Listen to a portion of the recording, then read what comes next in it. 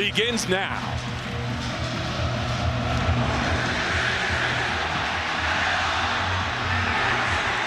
Nuremberg gets a chance. Fumbles! A takeaway on the opening kick.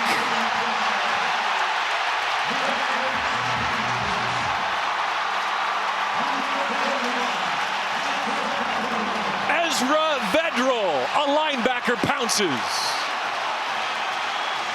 You mentioned the weather off the top, JB. It's the #1 thing you worry about during slick conditions, ball security. And right here, not even a major hit from Jalen Dye on the play, but just enough with that shoulder in conditions where you got to think about it a little more. Now sets Kansas up for an incredible opportunity to get this day started on a hot note.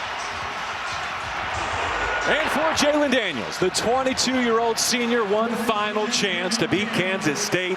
0-4 in his opportunities, a legacy game, and set up on the 25. Misdirection in the hands of Cam Pickett and spilled at the 22.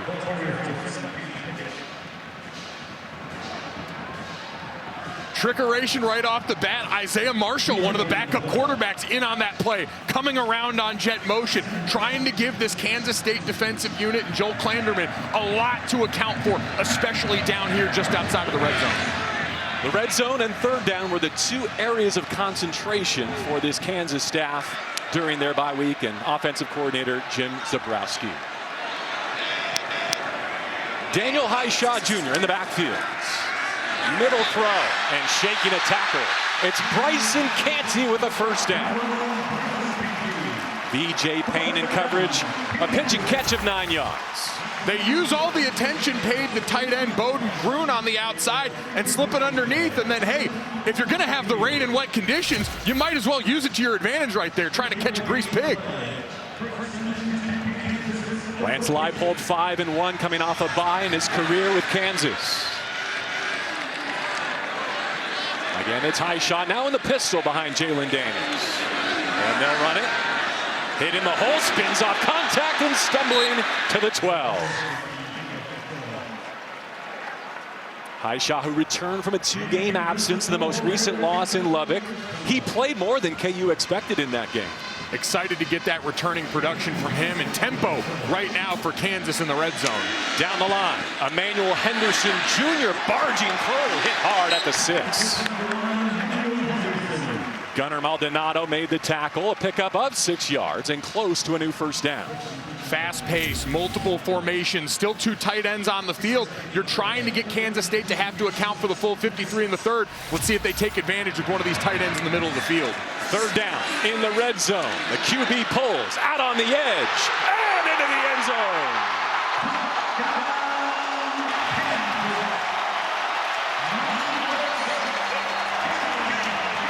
Ball did come loose. Kansas State pointing the other direction. The ruling on the field is a touchdown for Daniels. So now all eyes on, did that ball break the plane? That's all you need as the ball carrier. Nothing after that will matter. Great job, Jalen Daniels, putting his foot in the ground, getting to the end zone here.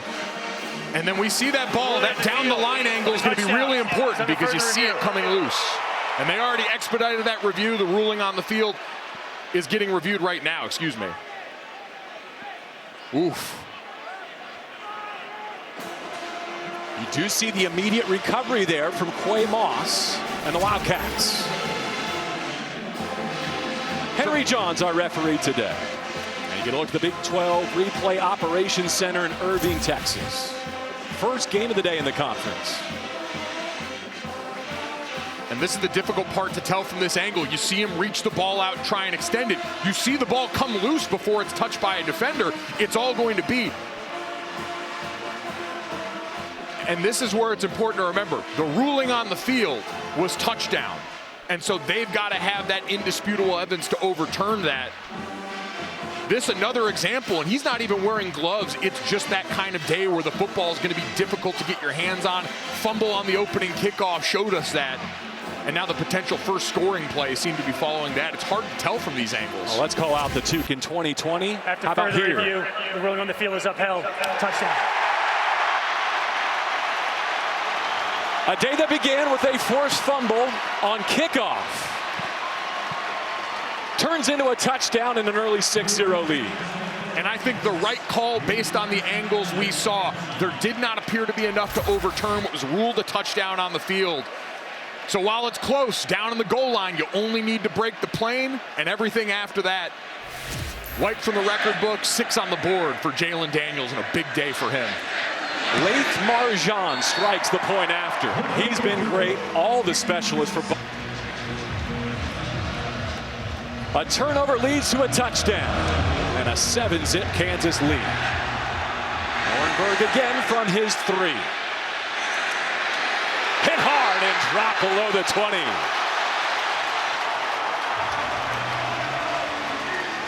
Leroy Harris has been a stud defensively, getting it done on teams. And you hear this crowd fully throated, ready to go today. I do love that for Nuremberg, though. Get your confidence back right away. They're going to need you all day here. Go out, field it. You're not afraid of putting it on the deck again as this Kansas State offense gets its first crack of the day. Avery Johnson, his 22nd career start. And last year's win in this showdown, 3 touchdowns, no interceptions, did lose a fumble. Has to reload. Going vertical, Jace Brown brings out the flag. Mike, if I saw this correctly, the side judge threw the flag into the stands in the slippery conditions, but I believe there's a penalty on Kansas. Little slick for everyone, and caught him grabbing out here on what looked like an RPO turn scramble. Holding, defense number 26, 10-yard penalty, automatic first down. Jalen Todd, the versatile defensive back. And on this play, Avery Johnson pulled it and looked like he was ready to throw an RPO hitch on the outside. It was covered down initially, and so Johnson patted the ball for a second. His receiver broke up field. He takes a shot, but understands he's got a chance to draw the flag and does just that. Sophomore defensive tackle Blake Harold hit him. A new first down. Joe Jackson in the backfield. They pick the handoff to him, move the spot. Avery layers it in. The Lincoln Cure, the 5-star freshman, with a gain of 13, and now tempers flare, and another flag soars. Taylor Davis, the Jayhawk, in coverage.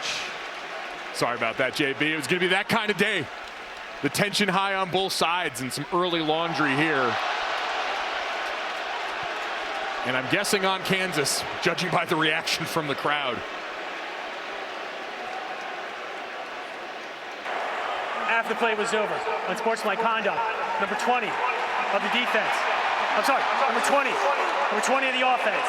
The result of the play was a first down, 15-yard penalty, first down Kansas State. So they've highlighted Devon Rice, a redshirt freshman running back. We'll check out the fray over on the sideline. Again, the catch from Lincoln Cure here. Taylor Davis over on the sideline. And then I wonder if it was that shove we saw in the back of Davis while he was over in enemy territory. So you're seeing Rice on the sideline there. And yes, he gives Davis the shove on the sideline. Easy call for the official, and inexcusable if you're a guy not on the field to involve yourself in the action like that in a way that hurts your team. Number 20's first unsportsmanlike of the game. Bit of housekeeping there. Dylan Edwards injured, not available, so it's Joe Jackson again, offset left. Avery Johnson with a glance to his sideline, now takes the shotgun snap. And they'll sweep it with Jackson. Hit at the line and spilled at the 29. As recently as the Week 3 loss at Arizona, Joe had 0 touches, but lately back-to-back career performances without Edwards in the lineup. Excellent work both as a runner and what he can do as a pass catcher out of the backfield. And that's sort of a theme for this offense. Like Kansas, multiple tight ends, running backs that can catch out of the backfield. A lot of things that, especially at the linebacker level on defense, you've got to be ready for. And they're healthy at wide receiver, really for the first time since game 2. Rush is on. Safety valve is Jackson. Up the sideline and close to the line to gain. Justice Finkley knocked him out. And this is where, if you're Kansas on defense, you've got to be ready for Avery Johnson to call his own number and use those legs in 3rd and short.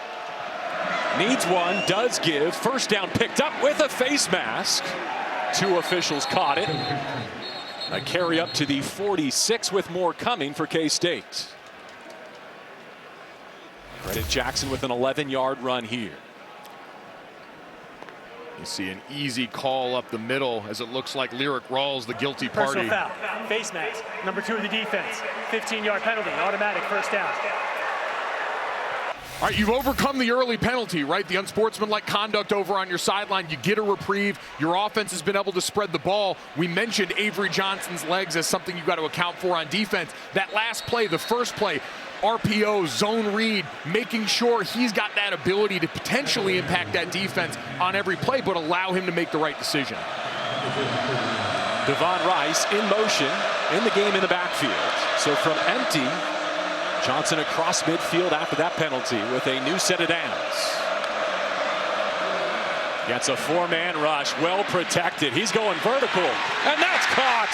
Jace Brown to the 5. The vertical threat for the Cats strikes early with 34 through the air.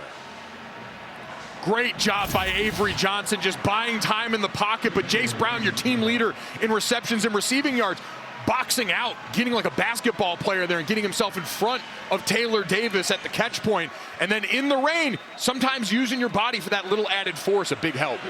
Now, red zone dominance has been a hallmark of the Kleiman era. They've been efficient scoring points, but not as many touchdowns this year. Their first opportunity of the day, a chance to answer back in the first. Jackson up the middle. Held out of the end zone for now, below the 2. Harris jumped on his back and dragged him down. This Kansas State offensive line been off to a hot start, and now we see the jumbo package, 3 tight ends in the formation down here by the goal line. And Kansas gets the opportunity to match. We see some of their big personnel. How about Keenan Caldwell, the 6'3", 325-pounder, going to try and upend this offensive line. This drive has covered 80 yards in 6 plays. Oakley, the motion man, settles on the right side. Sprint axe. Avery Johnson calls his own number. And a chance to tie it with an extra points. 4th rushing touchdown of the season for Avery Johnson. Boy, the similarities between these teams, remarkable, right? The veteran experience of the quarterbacks, but also the skill sets, the multiple tight ends that are usually things that help make you incredibly successful in the red zone as a defense. The jumbo group comes on, but getting Avery Johnson on the perimeter and encouraging Matt Wells and his coaching staff to put his foot in the ground and make plays like that, eerily similar to the touchdown we saw to start the game from Jalen. Luis Rodriguez has been excellent. Arrived in Manhattan just as preseason practices kicked off this summer. 7 up at Lawrence. Back Joe Jackson at the point of attack. This is why you run the quarterback, so you're +1 blocking. He gets to play cleanup. You don't get the down block you want. He gets a piece of the Kansas D lineman, just enough to spring his quarterback to the end zone and tie this ball game. So both quarterbacks with a rushing score. Daniels was disputed with a fumble as he went in, but upheld on review. And so 7 apiece on a dreary but yet inspiring day here in Lawrence. And set to kick it off, the punter Simon McClannon, a sophomore from Omaha. Emmanuel Henderson is the dangerous return man for the Jayhawks. I imagine they'd like to keep it away from him. He's already got a 94-yard return for a touchdown here this season. They do put it over in the hands of Keith Quebeca, who takes a fair catch and gives it back to Jalen Daniels. Well, now if you're Kansas on offense, you get a chance to settle in. Most teams come in with that opening script. Maybe it's 10, 15 plays you've got in the opener. That sort of goes out the window when you wind up down in the red area. That's a special set of plays in its own right. And so Kansas is going to get a chance to try and go and operate its offense, really have its game start here. And since we're tied 7 apiece, everyone's on schedule. Of note, that was the first touchdown that K-State has allowed on an opponent's first drive. A field goal by Baylor, the only points on a first possession against this defense. They had a head start after the takeaway on the kickoff. From an empty shotgun set, Daniel Highshaw Jr. gets a carry from the slot. 5, maybe 6 on first down. And we'll give the tackle to Romaine. Kansas using tempo as a weapon early on the first drive and coming back to it here on drive number 2 as they go 5 wide around Jalen Daniels. Early to the flat and off the mark. Hishaw his target.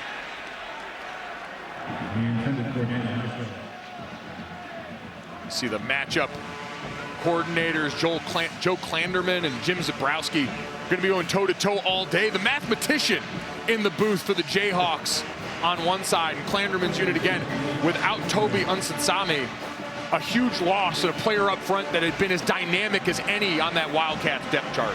Now he was replacing Brendan Mott, who led the Big 12 in sacks last season. Short set for Daniels, nearly intercepted. Des Purnell is on a heater, and he was almost going the other way for 6. And you never walk away from the table. Last week's Big 12 Defensive Player of the Week, 2 weeks ago versus TCU. One of 2 defensive touchdowns on the day for them, 2 interceptions on the day. We asked Klanderman, is he lobbying for offensive playing time? Does he want to be a goal line fullback with hands like that? An incredible play to get the defense off the field. Finn Lappin, the Big 12's leader in punt average with a miscue. It's scooped. It's scored.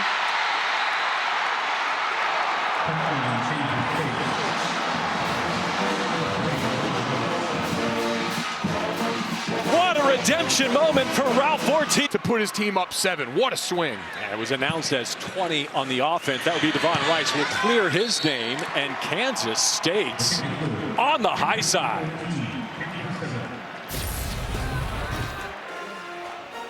A low snap. The Cats pounce, and they capture the lead. Historically, this K-State program built on non-offensive touchdowns. They just got their 4th of this season.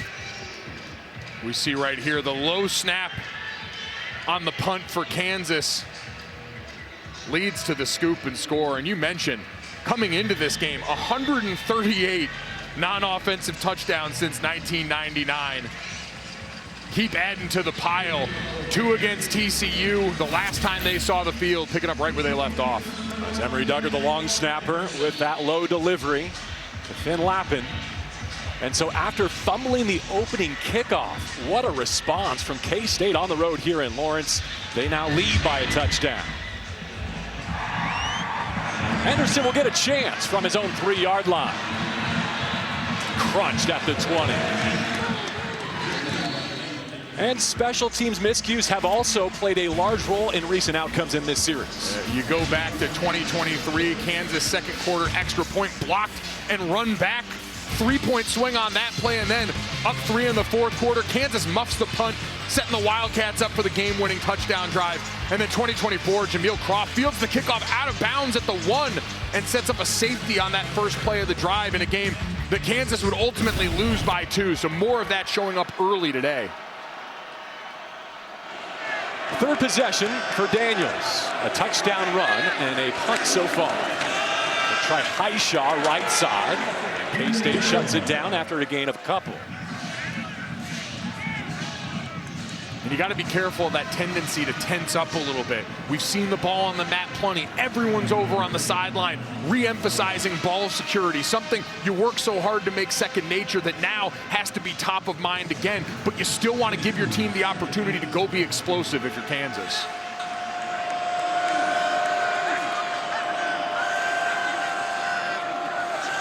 After flipping the strength at the mesh point, Daniels carries. He bursts through. Jalen Daniels up near the 40-yard line, and this time he holds on with 2 hands.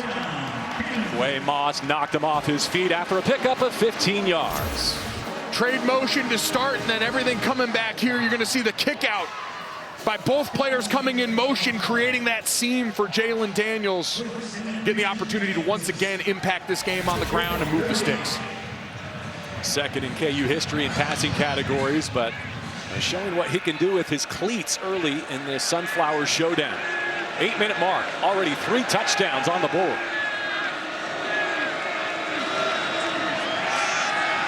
Hishaw barreling through, able to shake the first hit, and he's got 9. We'll see about LeShawn Williams today. That's the running mate. But they've kind of flipped their roles almost with their respective health in recent weeks.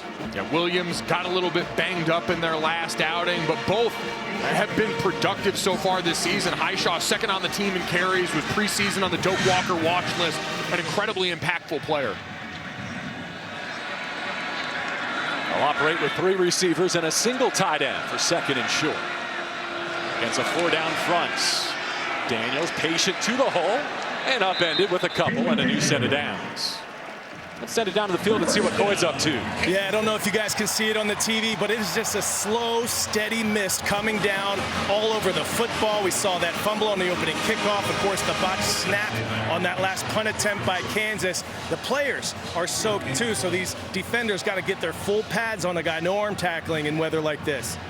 It's a great reminder from Coy, a former defender himself, that the angles in this game going to matter a lot. We've seen plenty of guys slipping and sliding off ball carriers. Leighton Cure and Bowden Kroon, the 2 tight ends for Kansas here. Well protected. Top shelf. Henderson couldn't get there.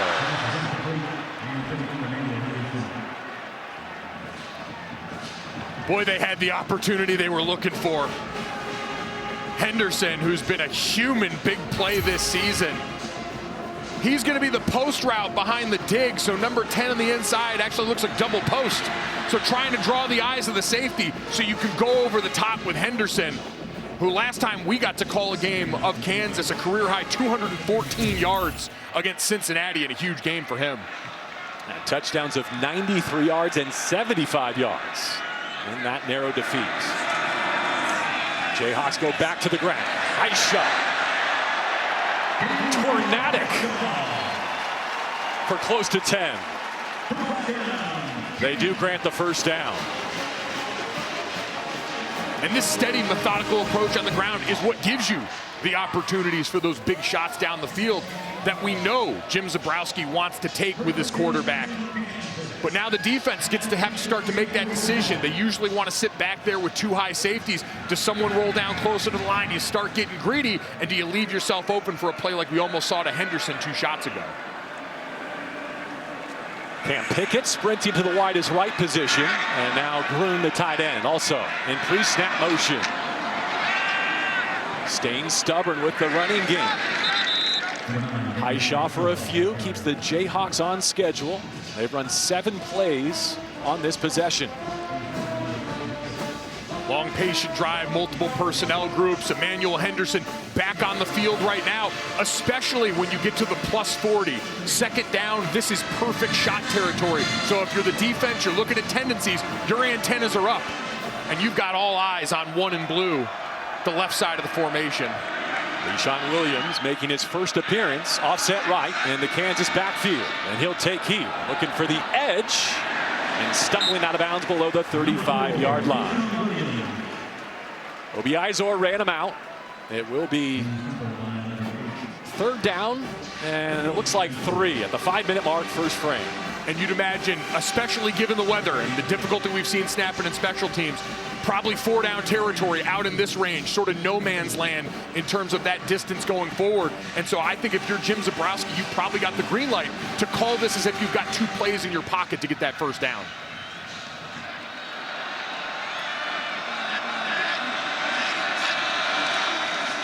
Daniels dodging traffic, flips it out into trouble, and it's 4th down. Canty the target. Daniel Cobb's out there defensively for K-State. Boy, and you just look at the numbers over on this side. Wonder why that ball wasn't handed off. The quarterback, I think, on that play has the option to pull it. And his offensive line looking back a little confused. I think they saw all the lanes that we did up here in the booth. And no surprise here, the go on 4th down. Once again, I think you get your quarterback, Jalen Daniels, on the edge, give him that 2-way go. If there's an easy pass to be had, take it, and if not, use your legs to get the first. Highshaw returns to the game at the tailback. Blitz coming. Daniels fumbles. A 4th down takeaway for Kansas State. Malcolm Alcorn Crowder at the bottom of the pile.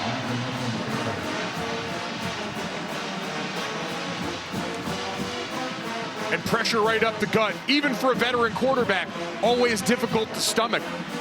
We'll see as we get a look at replay on this. The double barrel looked up front from the defense, a pick play in the middle that turns a defender loose. Ball on the ground, and Kansas State takes over up 7 when we return. The forced fumble. Avery Johnson to work from empty. Moving the launch point. Flips it away as Trey Lathan was knocking on his door. And it's going to be interesting to see if there was a receiver in the area on that. He was outside the pocket, but the ball didn't get back to the line of scrimmage. And this crowd imploring them to throw the intentional grounding. Number 86 was in the area. Second down. They say Garrett Oakley was in the area. Garrett Oakley, who's been the security blanket in a lot of ways, helping out here. Trey Lathan doing a great job tracking him down. And Garrett Oakley in the area. He's tied up on the block right here, but is in the area. So getting out in a bit of a technicality there, but a big break for this Kansas State offense. They've been remarkable at avoiding penalties this season, and one of the secrets to their success lately. Devon Rice to the 46 to shorten up third down. Blake Harrell got the run stop. Huge third down for this Kansas defense, and I think for DK McDonald, we'll see their best pressure on a 3rd and medium plus, where you've got a chance to get Kansas State in true drop back. You're on the other side of 50. Not sure if this is go territory yet for the Wildcats.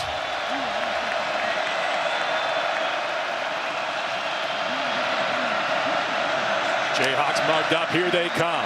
The blitz hits the QB. KU will cover it, but it's incomplete. Bengali Kamara getting to Johnson. It's 4th down. And they went right to the same blitz that Kansas State used to cause the fumble on Jalen Daniels. You're going to watch the 2 linebackers right here, and Kamara just going to come straight through. One of the slipperiest rushers on this team, and does a great job impacting that throwing arm of Avery Johnson. Bengali Kamara, incredible going towards the quarterback. 4th in the Big 12 in tackles per loss per game. Gets behind the line of scrimmage as well as anyone. Flanagan gets the punt away. Nagy steps up, says get away. And it'll roll down near the 20.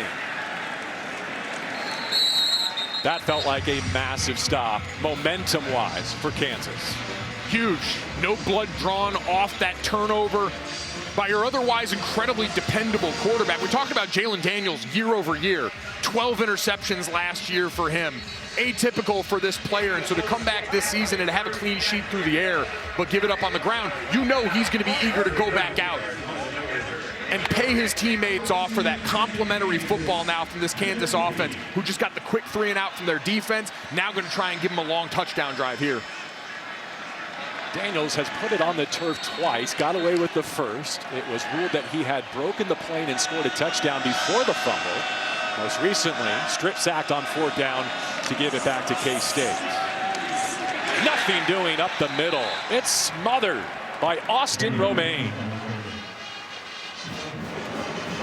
This linebacker core, the heart and soul of Joel Klanderman's defense. Romaine leads the team in tackles, 10th in the Big 12 in total tackles. We've seen Purnell getting his hands on the football already. An active bunch this year behind that defensive line that's playing more 4 down up front than they're used to try and get those linebackers free hits. Saw Emmanuel Henderson start in the backfield. Now they motion to empty. Daniels against the blitz. Cuts it loose. Back shoulder. Oh, what a catch. It's incomplete. Kabeka looked like he brought it in, but it's incomplete. It's 3rd and long with Zayshawn Rich in coverage. One-on-one coverage, that motion out of the backfield showed Daniels it was man-to-man, picked up the blitz from the other side, and had it going all the way to the ground. Looked like that impact with the turf jarred it loose. Credit to Zayshawn Rich staying through and making contact up top, but that just looks like a straight drop aided by the weather. And Klanderman says he's been nailed. They're a lockdown guy. They try to get him wherever the action is in their secondary.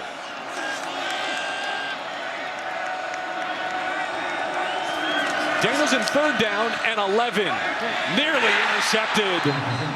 Ryan Davis at 6'4" had fingertips on it. What a clever call from Joe Klanderman on the other side. Both blitzes off the right side, but that last play where Daniels went on that side, thought it was man-to-man coverage. This time, they drop Ryan Davis out. They roll the corner back. You see Zayshawn Rich bailing out on that play, and Daniels just never sees it. Lucky that ball wasn't intercepted, just out of reach. Davis had that early season hip issue that limited his effectiveness. He's now back to form right as they lose Toby in their pass rushing unit. Another errant snap, this one safely away. Lockett lets it take a Kansas hop, now scoops it up and gets it back to the 28-yard line. Special teams going to be an adventure today in the 123rd Sunflower Showdown. Back to Coy. Yeah, guys, Jalen Daniels seems to be having trouble with these defensive looks that Kansas State is showing. They're mugging guys up in the gap, sometimes 6-7 players, and you don't know who's dropping back into zone coverage or who's coming blitzing at you. We've seen now 2 near interceptions that were both dropped by Kansas State. Complete confusion for Daniels on those looks. All right, thank you, Coy. And for a veteran quarterback who has as many reps under center, you expect him to do a better job digesting a lot of that. Credit to this defense for being able to establish the tone right now and dictate the terms, as we got Avery Johnson bumping out to receiver. Brown behind center with a lead blocker in Jackson. Oh, he throws another big hit. Remember, Joe Jackson helped lead the way for Avery Johnson's 2-yard rushing touchdown. Now escorting Jace Brown for 8. You think he enjoys contact? Give him a chance out on the perimeter. They use that fake throwback to the quarterback. Woo-wee. Johnson back at the switch, throwing on the move. This time through the air, Jace Brown. Giving ground to slice through tacklers to the 44. 20 yards, and they're in the Kansas territory. Austin Alexander finally wrapped him up. You're going to watch him, number 3 on the inside of this bunch to the left-hand side, and he just goes on that switch wheel. The route on the inside buys up the defender, and he's wide open for an easy pitch and catch. Johnson using his cadence here, checking to his sideline. He's got tricks that way.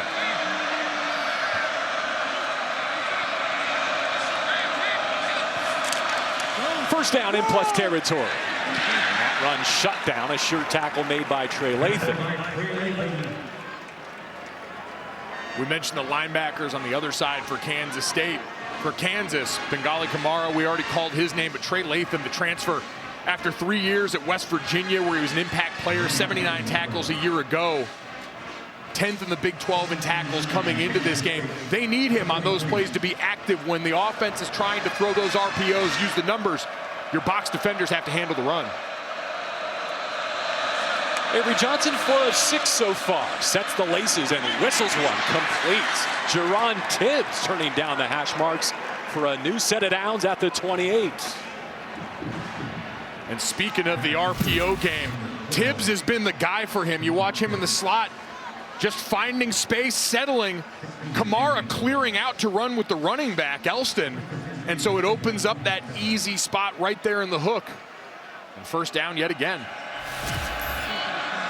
The final seconds of an adventurous first quarter. K-State looking to add to its lead all day to wing one. End zone on the money for 6.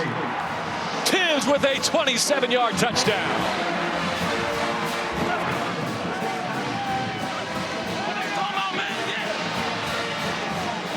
Outstanding throw to his dependable target.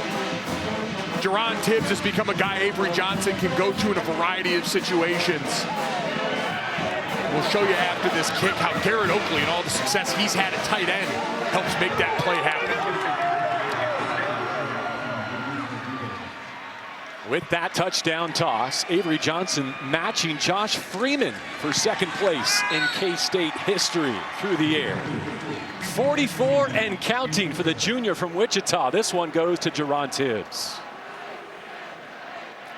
And you're going to look here, going back to the touchdown play. I want you to watch Garrett Oakley going up to the second level. He's going to buy up that safety. All the attention that Oakley's drawn lately, the safety understandably worried about that as a threat in the end zone. And as he crosses his face, it opens up just that little extra window But credit to Avery Johnson, an incredibly difficult throw, running out of real estate to drop it right over his shoulder in the end zone. Now Garrett Oakley's celebrations and his Simon McClannon puts his laces into it. Henderson over to field it. Runs into trouble and his own blockers below the 20-yard line. So 6 seconds left in a first quarter that started with a ton of momentum in the home team's favor. The under center matters most, that conversation on the sideline before a big drive like this to close the quarter. Daniels only 3 of 9 passing, so they hand it off Heath. It's been a physical day for Daniel Highshaw Jr. Really working for that short yardage, and it'll take us to the seconds. A rushing touch. Again, the depth on display in this conference each and every year. You know, I said it during media days would be the deepest conference in America, and I've said that now 2 years running, and this year is no different. We've got 5 CS and lead changes in the fourth quarter, which is incredible. Again, speaks to the parity. So very, very excited about the season to date, and obviously there's a lot more for the rest of the year. Manuel Henderson had the first down catch. Daniels dodging traffic in his backfield, and he's sacked. Jordan Allen gets one. It's a loss of 11. Commissioner, feel free to break this play down for us if you like. No, listen, I've said to everyone that would listen to me today, I got 16 kids, and I play it right down the middle. I'm very, very neutral. But obviously, K-State's off to a great start today. But, you know, Kansas is deep. They got a great quarterback, and we'll see what happens over the next couple of quarters. We were talking about the build towards the Big 12 championship. Cannot wait for Arlington, December the 6th, Saturday at AT&T Stadium. What a featured matchup that could be. It's going to be a great one. And, you know, listen, we're just thrilled to be partnering with the Dallas Cowboys. AT&T Stadium is one of the finest venues in the world, and it's very aspirational for our student athletes. London, as Kansas, one of the teams representing in that matchup, as we got a big third down here for the Jayhawks. Daniel stepping into trouble, and he's decked again. This time it's Ryan Davis. It's going to be fourth down in London here. They'll have to punt. Ryan Davis, one of the guys stepping up as this defense looks to continue to offset the loss of some of its pass rushers from last year to this year.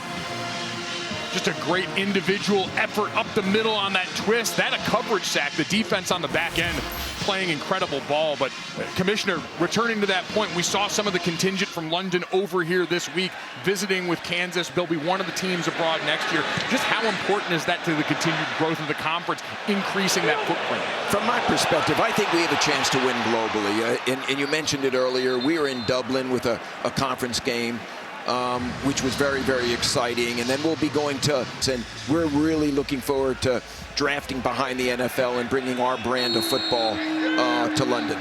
Avery Johnson takes over. Finally, I know part of the reason you're on this trip, Big 12 basketball media days. Give us a preview of what's to come in arguably the best basketball conference in America. But you know what I tell people now? We're the second best league behind the NBA in the country. And I truly believe that. We are loaded. You know, you think about the star power across this league. We got better because of the transfer portal. We obviously have a lot of returning players from last year. But 8 of the top 20 high school players last year are calling the Big 12 home this year.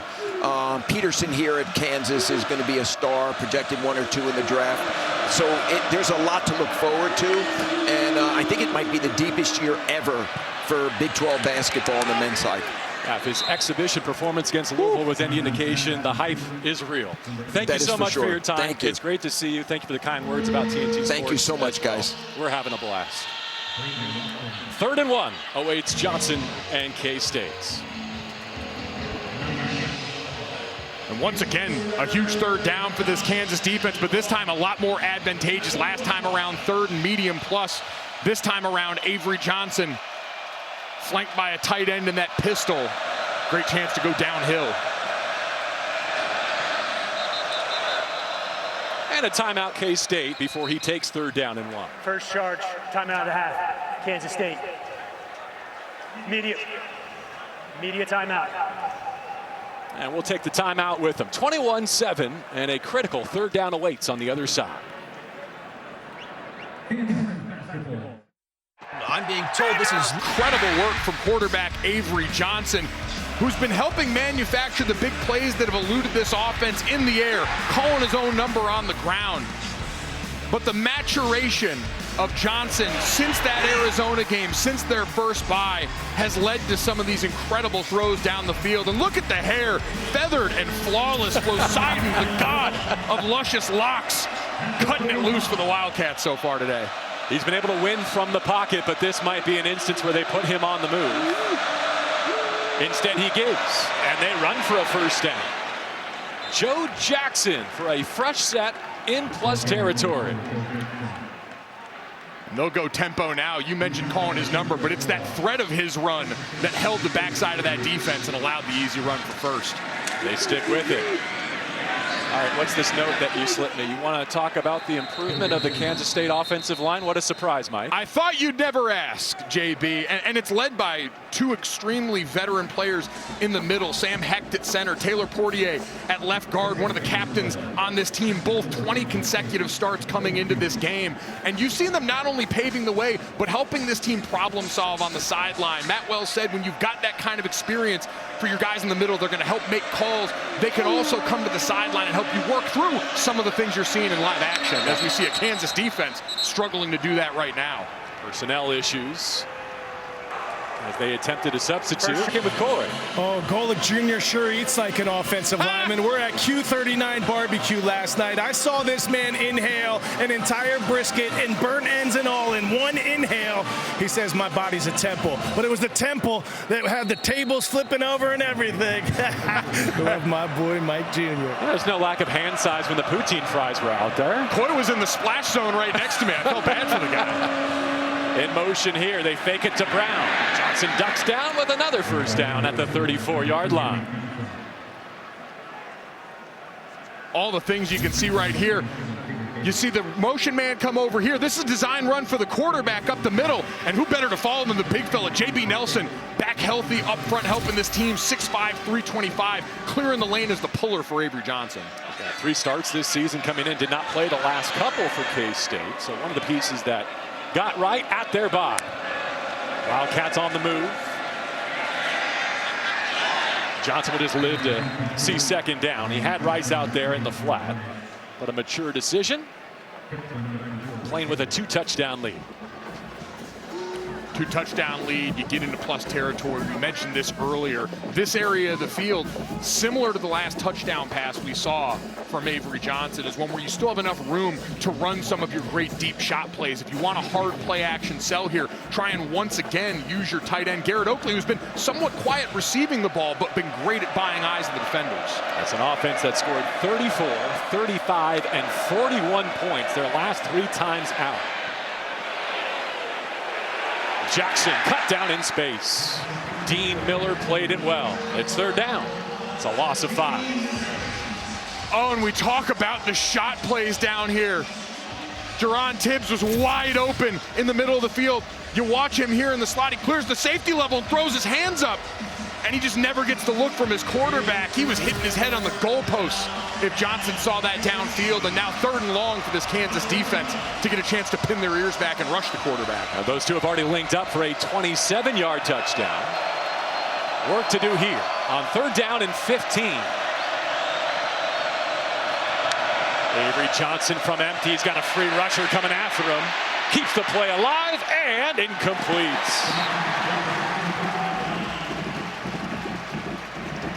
DK McDonald sends the pressure and gets it to 4th down. Great job by Avery Johnson, though, understanding where he's not protected. Sees the defender coming off that right side. The captain, Justice Finkley, comes over before Dean Miller puts the hit on at the end.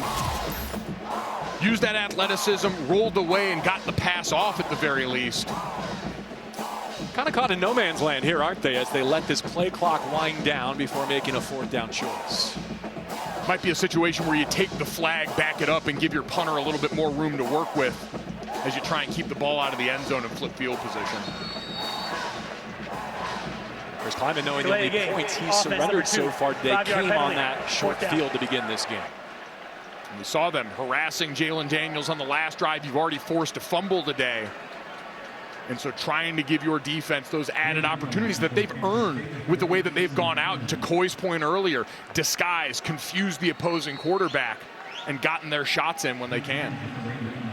Simon McClannon, the sophomore from Omaha, has already been honored as the Ray Guy Award Punter of the Week for his performance against UCF. Hangs a high end over end punt that Nagy catches at the 14. Big drive coming for Kansas, trailing 21-7 in the Sunflower Showdown. The game trying to notch his first win against Kansas State, but just can't quite connect with his deep threat Emmanuel Henderson. Hasn't quite seen the picture presented by the defense. Harassed in the pocket and put the ball on the mat. It's going to take remarkable maturity for him to take that deep exhale and try and get back to making the plays this offense has seen him make time and time again this year. Trailing 2 touchdowns, he begins a new drive from his own 15-yard line. Only 4 completions so far. Le'Shawn Williams gets the carry. And one of the things that Daniels said this week, and one of the reasons why he wants to win for Kansas so badly, is because he knows when he wasn't at his best, physically, performance-wise, the Jayhawks didn't turn their back on him. Here's another day where, through a quarter and a half, he's not been at his best. Let's see if he can turn the tables. This team certainly trusts and believes in their quarterback. They know the big plays that he's made for this program. They know the big plays he's made this year. And so if you're that group up front, especially Bryce Foster, one of your captains at center, you got to strain a little bit harder to try and give Six some time. Only a yard on the ground.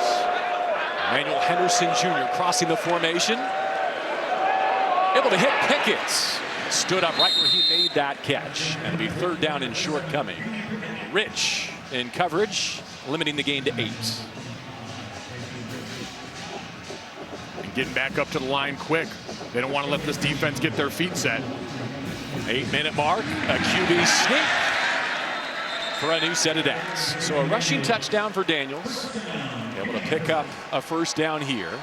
What an important drive. Remember, Kansas won the coin toss, elected to defer, forced a fumble on the opening kick return, and grabbed a 7-0 lead. We're not quite at that 4-minute mark, but that middle 8 you always hear talked about, important in this game. And if you're Kansas on offense, you can churn clock with plays like that. Great decision by your quarterback.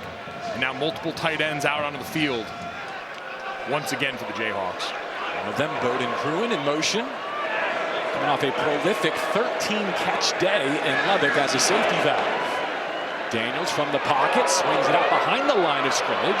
Highshaw made the first cat miss, could not get away from the second.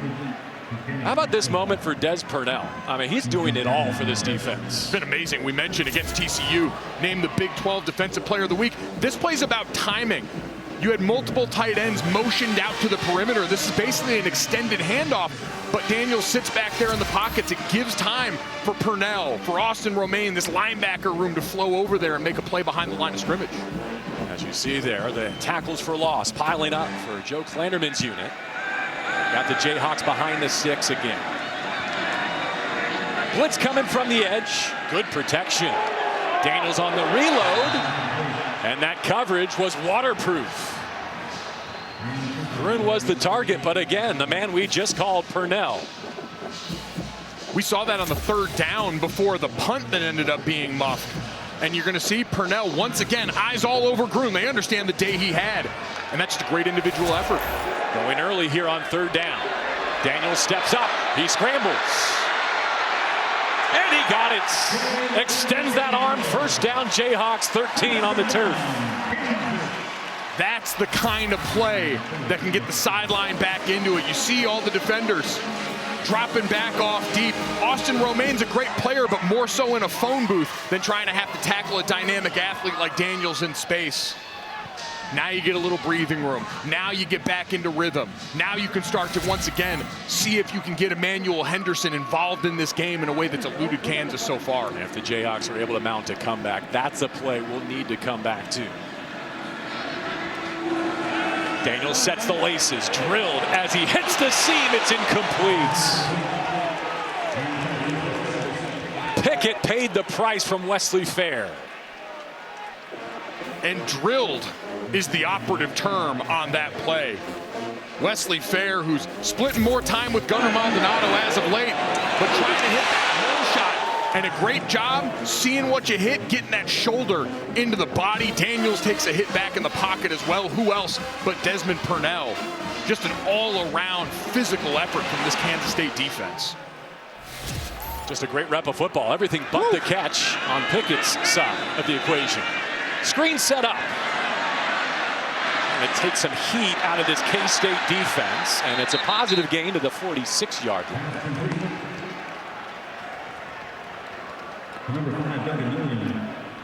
Dougie Million makes his first catch of the game. 3rd down and 3 left for Daniels.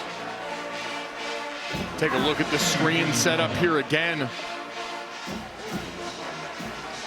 Chidobe Izor in the pocket. Looked like that hit was still well within range. I don't think any laundry needs to come out on that play. 3rd and short to medium, though. Huge 3rd down for Kansas right now. JD6 just scrambled for 3rd down and long. Only needs 3 here. Less than 5 minutes to go in the half. To throw for it. Or not. Again, he slides with a 1st down.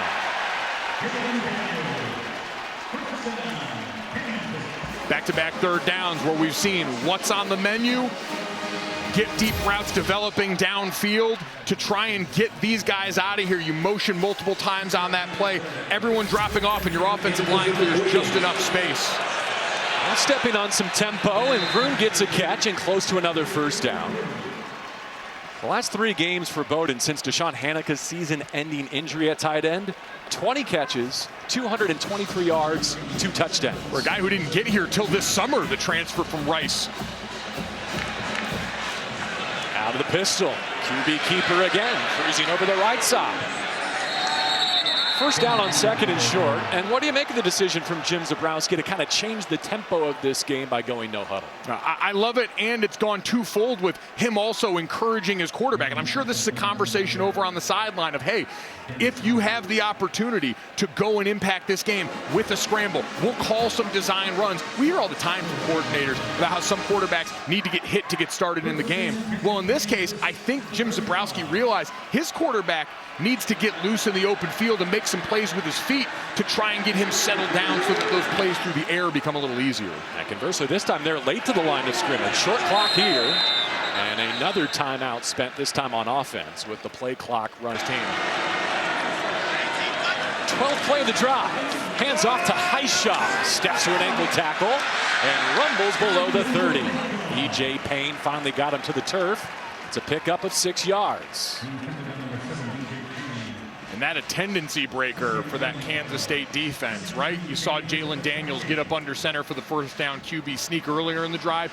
You see him here, and usually that's alerting, hey, we're getting ready for something right now. This offense that loves all the pre-snap eye candy, just handing it off there and taking advantage of some easy yards up front. Jayhawks have not scored since the first possession.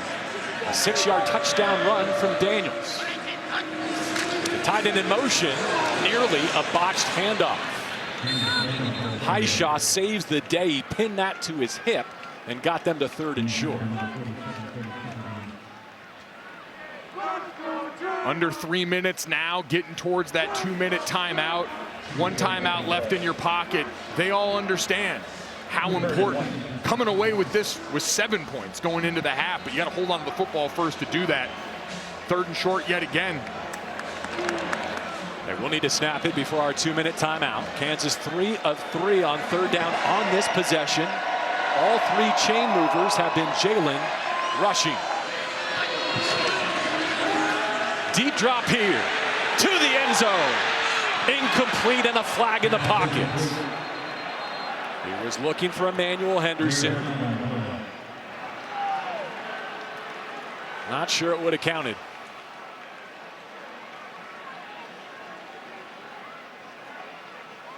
Two penalties accepted against each team so far. Offense number 9. 10-yard penalty, still 3rd down. They got Highshaw on the blitz pickup. Just a brutal break. 2-minute timeout.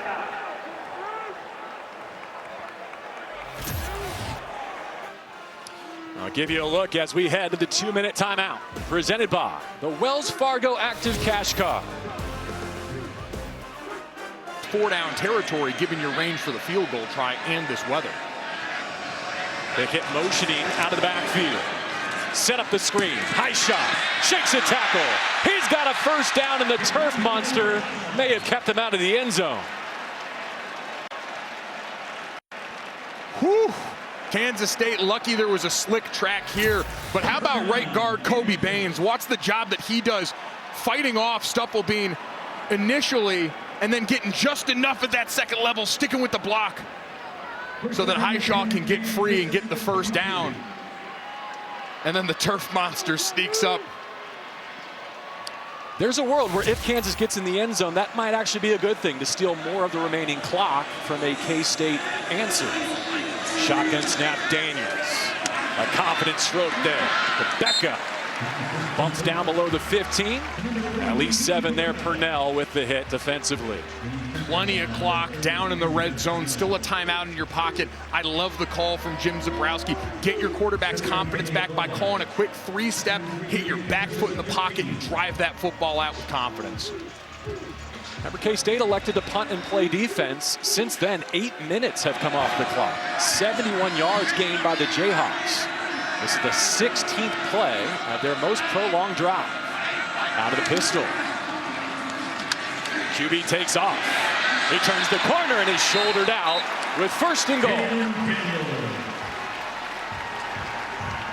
Great block by Grun on the perimeter of that play. You see him coming across the formation, and this is a two-way go. He was looking back for the football, which tells you bootleg action. The quarterback sees numbers, waves him off, and decides to turn him into a lead blocker. Gets out of bounds, stops the clock under 2 minutes with 45 seconds left.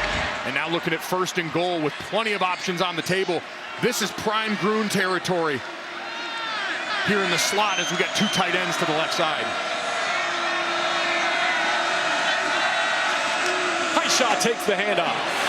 Oh, and he's crushed at the 3. Gunnar Maldonado from the safety level. Final charge, time out of the half. Kansas, 30 Kansas seconds. will use its final timeout there. It looked like Maldonado was signaling he needs to come off with 38 seconds remaining.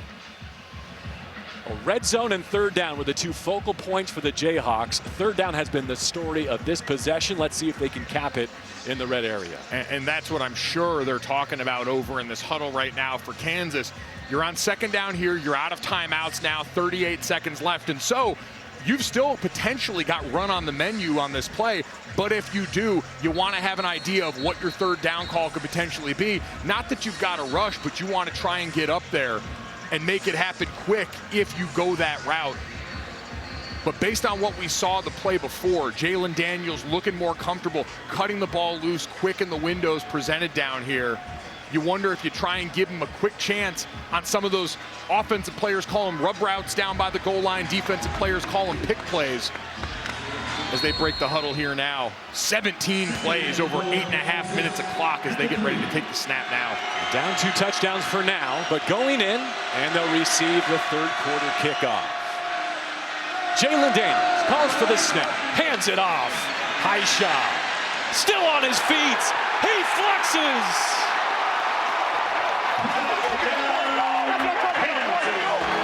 Would not be denied. Well, the kicking net kept him from going through the back of the end zone, but the Kansas State defense could not. We mentioned that with the amount of time left, the run could still be on the table, but Highshaw just kept those legs churning. We mentioned it's a wet day and difficult to tackle, and this Kansas State defense, who's been on the field for a long drive, felt the weight of that as the Jayhawks punch it in and make it a 1-score game. Year 6 in Lawrence for Daniel. He arrived before Devin Neal and now is finishing well after his longtime running mates. 30 seconds left. Here's the try. Marjan perfect. The longest scoring drive by plays and by time this season in a big spot for Jalen Daniels and Daniel Highshaw in this Kansas offensive line. Great work. And you see he's got men around his legs. He gets hit twice up top. Great strain by the blockers, all working to put guys into the turf as they're trying to reach out and tackle the running back. But just an outstanding individual effort. Sometimes that's what it comes down to in these big pivotal moments down by the goal line. Can your running back get to the second-level defenders of a defense and make someone miss? Or in this case, run directly through him, Marshawn Lynch style? I mean, Austin Romaine there in the middle. K-State's leading tackler for the second year in a row. Highshaw able to shake him off. And we saw on that drive, and maybe it is, we mentioned it's a double-digit play drive over 8 minutes. Romaine, who's usually reliable, got put in the blender with Jalen Daniels when he broke on one of the scrambles, missed a tackle later on Highshaw in that drive. You ask a lot of the defense to keep him on the field that long. Credit to this Kansas offense for having the wind to be able to go out and execute that, and then getting down into that money area to try and put points on the board before the half and succeed. Now the Cats still have 2 timeouts and 30 seconds. A good return here from Bryce Norenberg, and they may get up to something. They got a great kicking game with Luis Rodriguez.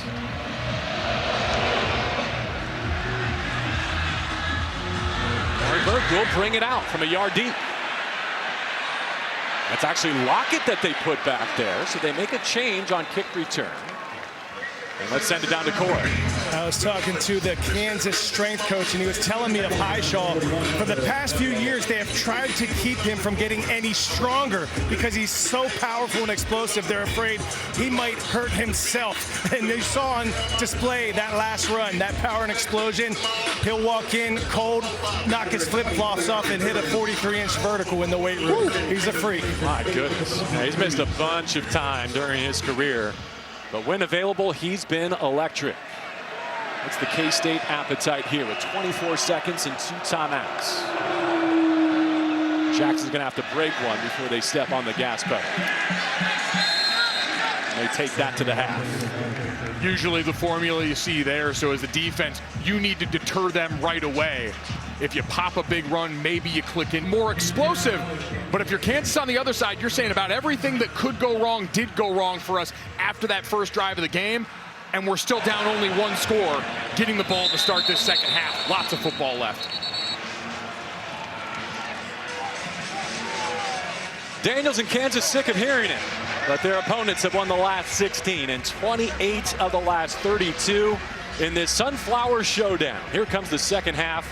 The Governor's Cup at stake in the 123rd installment. And for Jalen Daniels in this offense, it's about taking the confidence that you garnered on that last drive, particularly the legs of Daniels, both as a scrambler and design runner, I think need to make their way into this drive early and often.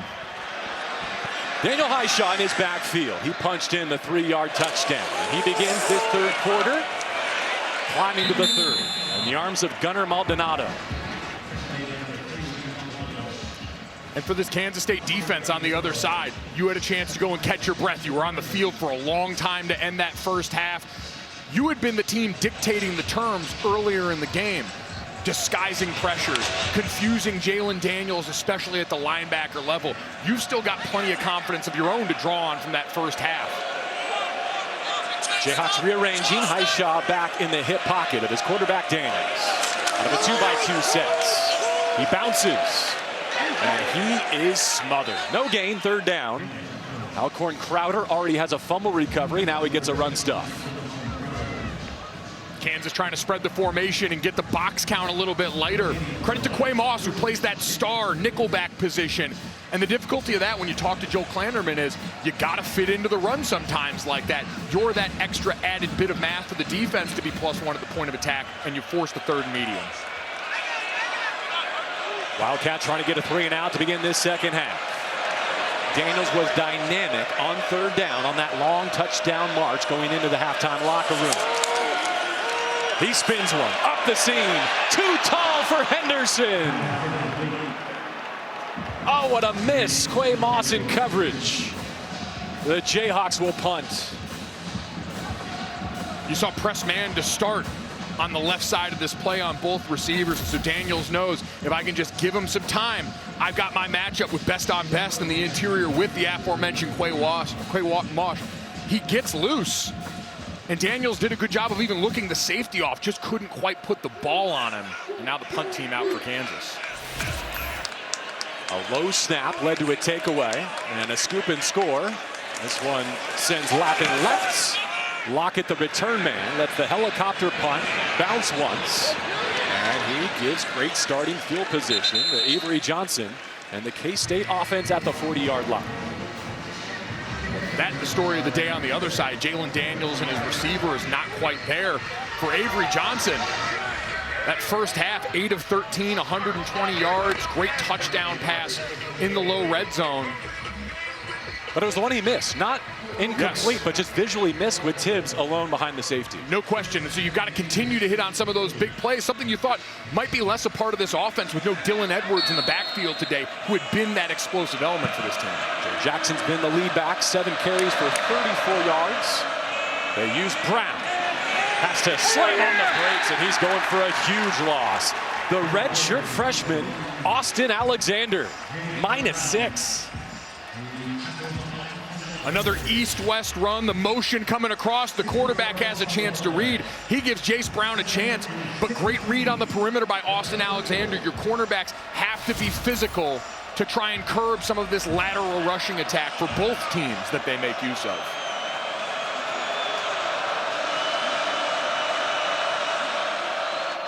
Second down from behind the chains. Quick throw into the lap of Lincoln Cure.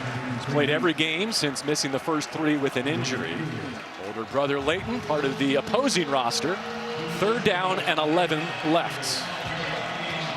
Lincoln Cure, that big target, makes his way off the field right now as number 5, Jerron Bradley, comes into the picture in the left side of this formation. All 6'5", 223 pounds on the left side. A great target for your quarterback on a big 3rd down. Jayhawks creeping, ready to come after Avery Johnson. Needs midfield with this snap. Look at the pocket. Extends the play, and Tibbs couldn't stab it with the trail hand. Great job running with the play by Jalen Todd. We talked about Jerron Tibbs and what a force he's been. You're trying to get that drag and just an inaccurate football back behind the line of scrimmage. Great job sorting through the trash by Todd, getting over in the picture. Lyric Rawls comes and cleans it up, and a great response. Nagy says get away. Checks up at the 30. And so both defenses begin this second half with Complicated concepts. He says he has a quarterback. Every play, he has to solve a problem, an equation on every single play, and it's his job to help them figure out how to solve these equations. Daniel Highshaw's been a pretty good cheat code. He's rushed for 64 yards now. Gets him started on 1st down. Gunnar Maldonado sweeps another tackle. Zabrowski said he liked more of the equations where you get that final answer, and he threw that X = 6 to us, which I thought was pretty clever considering his goal every drive is to go out there and try and get 6, and 9 did a great job of that before the half as he factors into this drive again prominently, I'm sure. What about the fact his quarterback wears 6? Is that taking it too far? I think it's right on the button. I missed the obvious play. Sorry to one-up you there, partner. +1. Second down and half the sticks. Puts it in the air, and a miscommunication. Bowden Kroon sat down below the line to gain. Quebeco is running the deep route.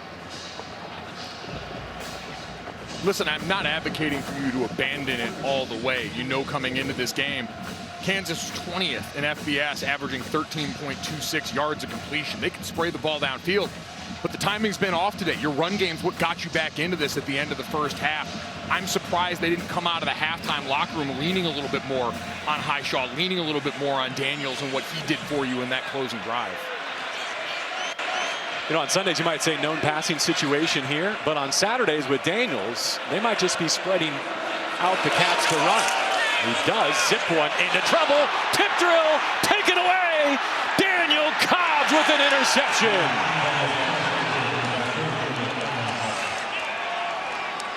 Oh, the takeaways continue to pile up for this K-State defense.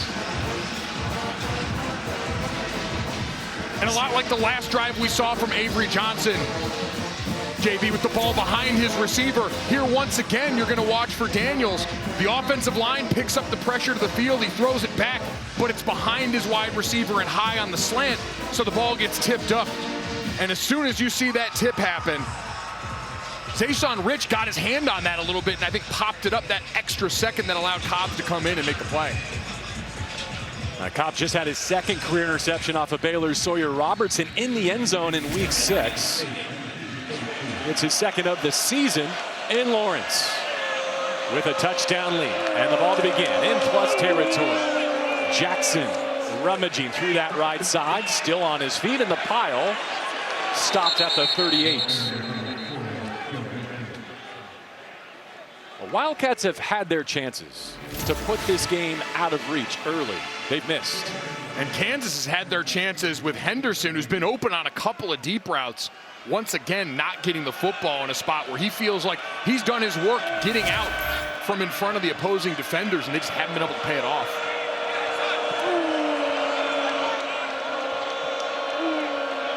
Johnson glancing to his sideline. He's got 6 left on second down, and Jackson in his backfield. Gun run for short yardage to the 36. Blake Harrell tripped up the tailback. Third down coming for K-State. Harold, 4 or more tackles in 5 straight games. Part of that group again that in the box is going to present a ton of different looks to opposing defenses. They'll go 4 down, they'll go 3 down, they'll go 5 up. DK McDonald, who was in the NFL with the Philadelphia Eagles a few years ago when Jonathan Gannon was in town. You see plenty of that from them, and you've seen plenty of that for the Jayhawks on defense so far this year. An interception to create a short field situation. High leverage third down. Johnson through traffic. Jayhawks say it's 4th down. And is this a go for the Cats? I think so, and I think you go right back to the well on what you just saw there. Design quarterback power play. 4th and short with an athlete like this under center. As we see the jumbo personnel coming on the field, 3 tight ends. And I think this is a no-brainer. You know, taking out his sack yardage, Avery Johnson has rushed for over 1,300 yards in his career at nearly 6.5 yards per carry, and he's been running more here in the month of October. I think that's generated wins. No question. Want him to do all the great quarterback things, but never take away that stinger. Able to beat the buzzer, or did he? Timeout, Kansas State. With that play clock draining. First time charge time out of the half, Kansas State. I'm sure it pains Kleiman to use that timeout on offense in a 1-score game, but it shows you just how much this moment matters. High leverage down. You want to make sure you've got everything done up the right way. This constant chess match between both teams, trying to play their best cards right up to the wire. You saw on that play we mentioned, you get 3 tight ends into the game, but what this Kansas offense under Matt Wells and what Kansas State has done traditionally so well is get those big guys on the field, but then get in little formations. Get them split out in 2 twin sets, so you're spreading the field. Try and see if you can get base personnel on the field for Kansas on defense, so you've got some maybe slower guys on the field, and you can try and take advantage of those athletic mismatches in space. Among the boxes that K-State is looking to check today, winless away from Manhattan so far. 3 losses by a total of 10 points. Chance to get back to 500 today. Improve to 3-2 in league. They change the picture pre-snap. Rice in motion. Johnson needs a yard, and he finds it. He wasn't looking for the explosive. He was looking for the first down and got down. That's a shotgun QB sneak right there. Clear everyone out. Try and give yourself the best box look possible. Great block by Devin Vass at the right guard spot. And understanding exactly what you need. We call that an efficient run up front. Move the chains. Important to fall forward there, not to give himself up shy of the line to gain. Rice the single back as Johnson steps under center. How about this? A pro-style look. Return to sender by this Kansas defense. Tommy Dunn Jr. holding the point of attack. Tommy Dunn Jr. had that blocked extra point against Missouri in another rivalry game this year for the Jayhawks. And just like with Kansas, anytime you see the quarterback up under center, everyone's antennas go up. And then you get that methodical run up front that always feels like it's a setup. You're putting a pin in that to come back to later. Couple of tight ends left. Targets out to the right as well. Johnson looking to that tight end side. Flips it to the end zone. Caught! First and goal. Chase Brown had 28.5 of the yards he needed. Came up just shy Unbelievable play from Jace, middle of three on the right side of this formation where it looked like he was going tight end all the way. Now the plunge from Rice. And it's back to a 2-touchdown lead for the visitors. Play on with 7:23 to go here in the third. A high snap on the extra point, but no trouble for Luis Rodriguez. Timeouts. It's 28-14 Kansas State, and this is the play that set up the scoring drive. I want you to watch both safeties for Kansas right here. On the left side, going to get bought up by this tight end route here and open it up on the backside for the touchdown, almost touchdown pass as we roll it right here to Jace Brown, who gets inside. The left safety late coming over, middle of the field open for Avery Johnson, and even getting to it late. Still plenty of time and space because of the respect for the tight ends on the left and your quarterback's arm strength. Jace on track to lead the Sunflower Showdown in receiving for K-State for the third year in a row. And the coaches told us that he was probably only about 70% for the most recent game against TCU, closer to 90 today, and I think you feel that in his vertical stretch. No question, and this season incredibly productive. Had his fourth career 100-yard game against Baylor, well on his way to career 100-yard game number 5. But this Kansas offense now on the other side, you had the opportunity coming out of the halftime locker room. Both offenses traded 3 and outs. Now, you've still got plenty of time left, so I don't think you need to veer too far away. Involve that rushing attack, keep giving Highshaw the ball. You saw what he was able to make happen before. Quick access throw to Henderson. As you pointed out, they've missed him a couple of times already in this third quarter, trying to establish their biggest weapon through the air. And make it easy on your quarterback. We saw some of the other opportunities came on double moves, deep plays, ones where you had to sit back there against this Kansas State pass rush. That time, run pass option. Quarterback sees easy access on the outside. He has the ability to pull it and make that throw. Former 5-star running back at Alabama has made his way here to Lawrence, now starring as a receiver. We got tight end Bowden Gruen in the backfield there in that running back spot, now motioning out. Cam Pickett with blockers. First down, Jayhawks.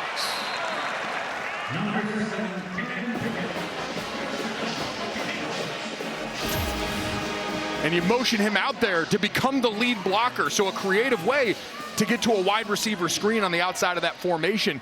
Another play that mimics an extended run, gets you easy yards and moves the chains. And he's a little bit like the receiver for K-State we just talked about, Jace Brown, in terms of returning to health. When we've seen him earlier this season, he's been on a pitch count. Pickett using the bye week to get to his best form of 2025.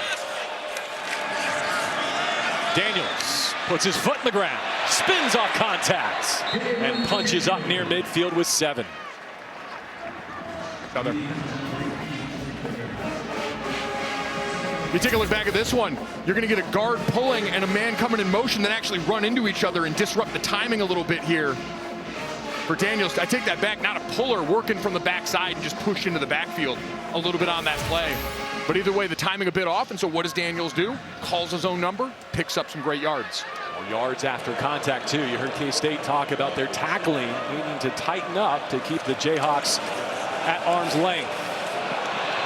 Good penetration there, just blown up side thanks to Damian Leo, another captain, a senior defensive tackle, just changing the line of scrimmage. Another veteran player on this front. 21 consecutive starts coming in, and he just creates a pile at the point of attack. 2 Kansas State offensive linemen there, gets into the ankles, keeps his linebackers clean. Joe Klanderman said that's why Desmond Purnell, Austin Romaine have been so successful. They got guys up front eating up blocks like that. Puts the Jayhawks in 3rd down and half the chains. Play clock at 3. Daniels has to hurry, and he does. Rush coming after him. Protection holds up. Now can he navigate? Only back to midfield. It's 4th down and decision time for Kansas. And I don't think there's any decision here. I think you got to go for it. You're at midfield. Your quarterback's comfortable again, affecting the game this way. And they did a great job. That's an adjustment they made in the halftime locker room. They've been getting that all-up look from Kansas State. So they max protect that, slide the whole line right, insert the running back and tight end off the left-hand side. And now they're going to get ready to bust out their best for this 4th and 3. 0 for 2 on 4th down today. Daniels fumbled, and the Cats pounced on it already once. Off that first read, trying to find it on 4th down, and he does.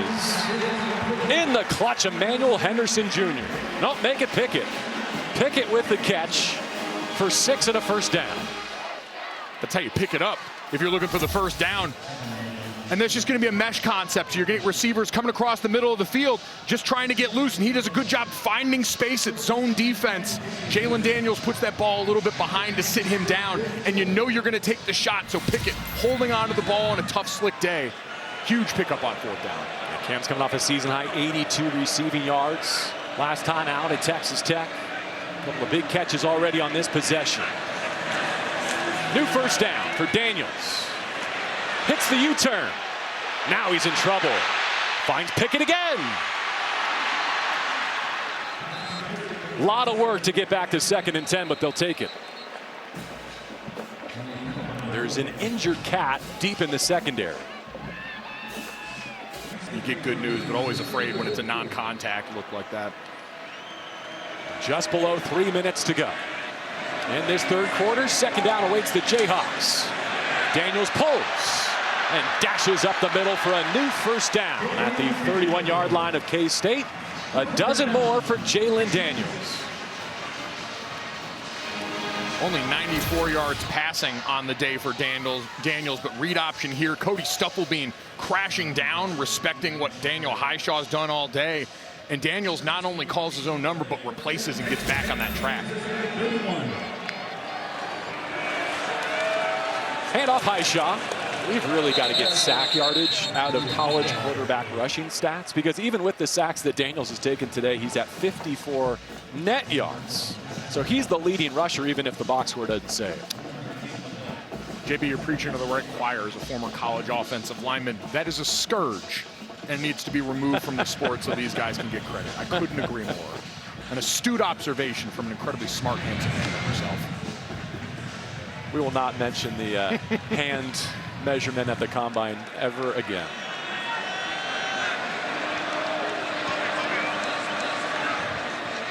Long wait for this 2nd and 9 snap.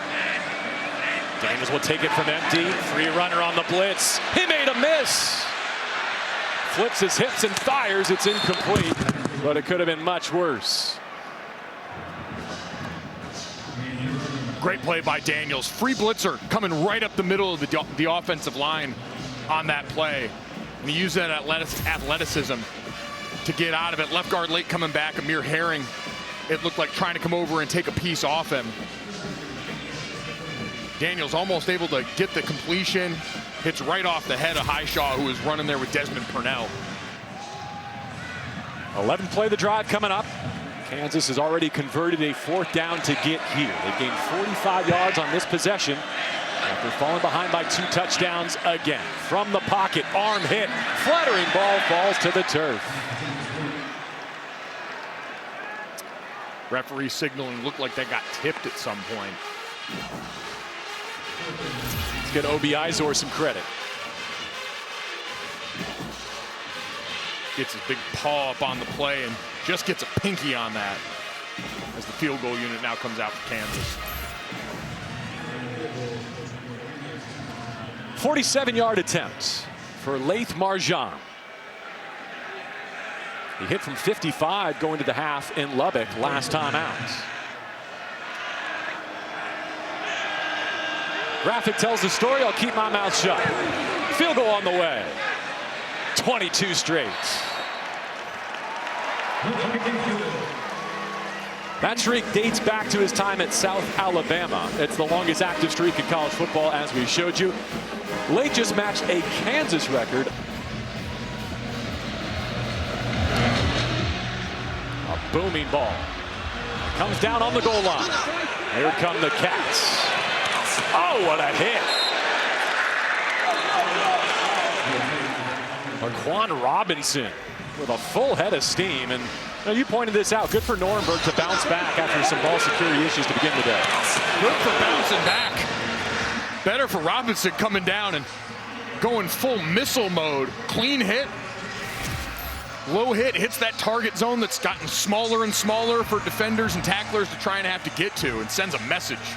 Condensation pops off the equipment too. Make a big hit in the rain, it really jumps. Tailor-made for high def.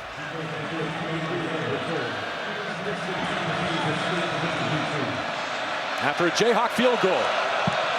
Avery Johnson with a new possession. Devon Rice's tailback. Off play action. Over the top. Full send. Jace Brown. Gone.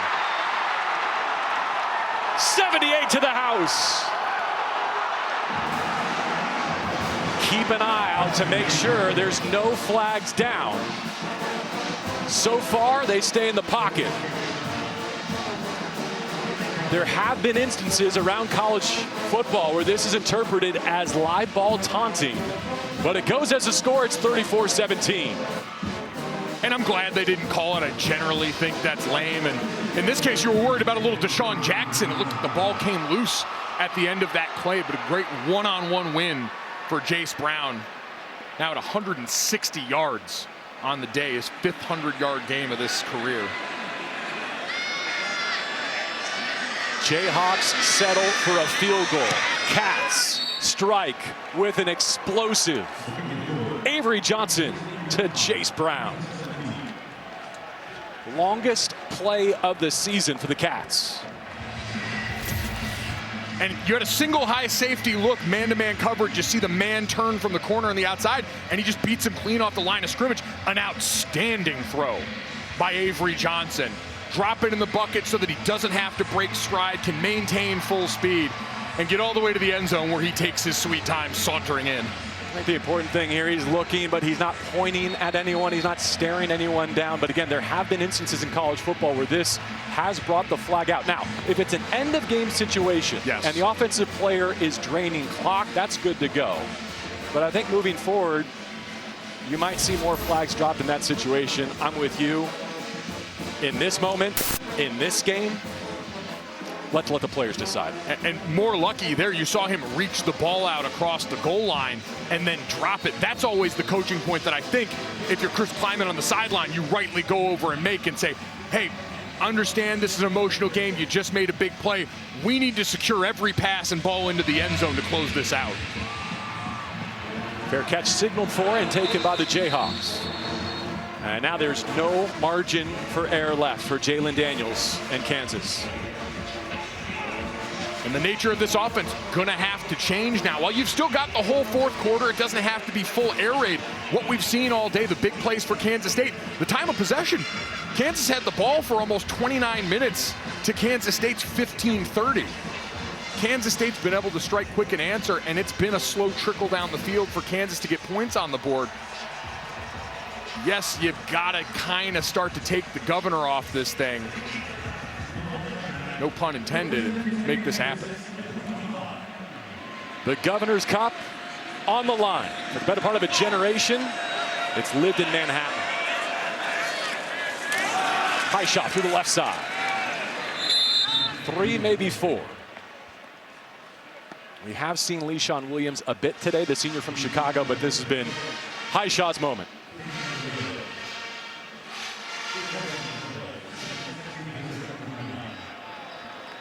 Final minute of the 3rd.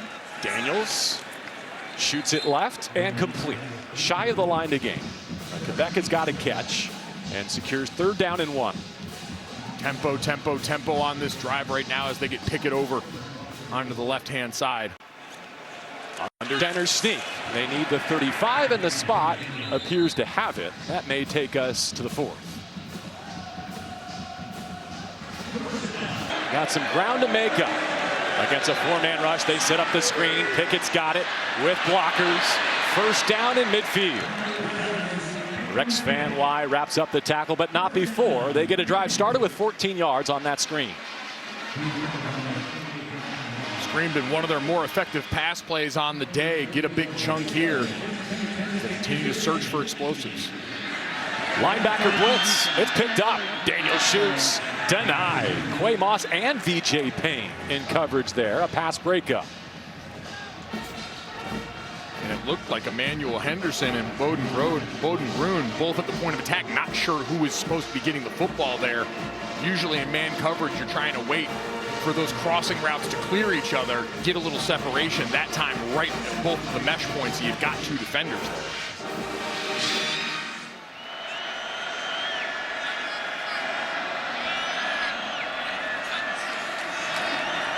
Daniels bouncing, may have been deflected again, did not come out of his hand cleanly. And now it's third in the full sticks. Malcolm Alcorn Crowder providing the pressure on that play. And you know, at this point in the game, fourth quarter, down 18, it's probably 4 down territory and plus territory. You've got 2 to work with. In the middle of the field, been your friend right now. Although going there requires you to test Desmond Purnell, who's always lurking, waiting to get his hands on another football.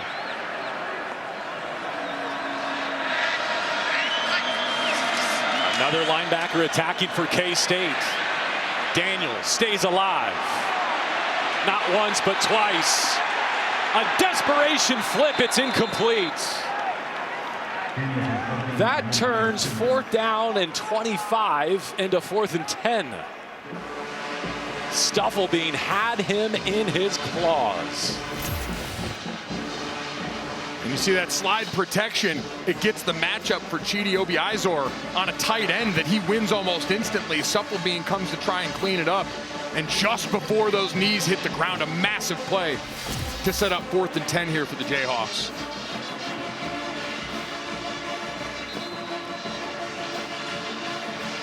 Timeout, Kansas, before they take it. With 14 minutes and change, it's way too early to say this could decide it. But, I mean, this feels like a play that if Kansas can't convert, their hopes dim significantly. Well, the way that Kansas State's been operating on offense today has really eliminated any margin for error for a Kansas team on the other side that has failed to remove the lid from this Joe Klanderman coached Kansas State defense. And I think you also have to give a shout to the defensive front. We mentioned had lost their best pass rusher coming into the game. Toby Unsami, 5th in the Big 12 in sacks per game still at this point in the season. And the rest of this group has stepped up. They've made Jalen Daniels uncomfortable all day long. And they're going to try to do it once again here with 4th down. To your point about the lack of explosives, the longest Kansas gain on the day is a 15-yard Daniels run. Their longest pass completion, a couple of 14-yarders.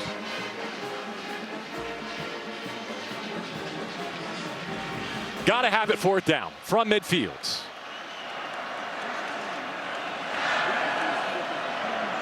Daniels just saved 15 yards of potential sack. Now can he convert? Blitz picked up. He drives one middle. It's incomplete. No flags down. The Wildcats take over.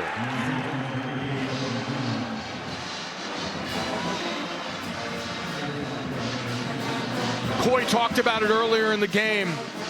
Kansas State's defense changing the picture, sending a blitzer off the right side, getting hands up on the football in the middle of the field. And a turnover on downs puts Kansas State back on offense next. At midfield after a takeaway on downs. Joe Jackson's been the lead back. He's trapped behind the line and flung for a loss. Keenan Caldwell, a senior defensive tackle, shows up with a TFL for -6. Started his first game of the season against Texas Tech, and I was down on the field before the game. You can see why. That's a big man up front. Extremely active, got in the backfield there, and that's the kind of splash play you need right now if you're Kansas defense trying to give your offense another shot at this. He too, a 6th-year senior with his last crack at K-State. Avery Johnson claps for the snap. Jayhawks selling out to stuff that run, and still to be behind the chains for 3rd down. You see the mode DK McDonald and this defense are in. They're sending bodies downhill every snap. So potential opportunity for one, Avery Johnson quarterback run, maybe draw in this situation, take advantage of that aggressiveness. Or like we've seen from Kansas on the other side, you can try and get a screen right behind that level of blitzers and pop a big game on this play.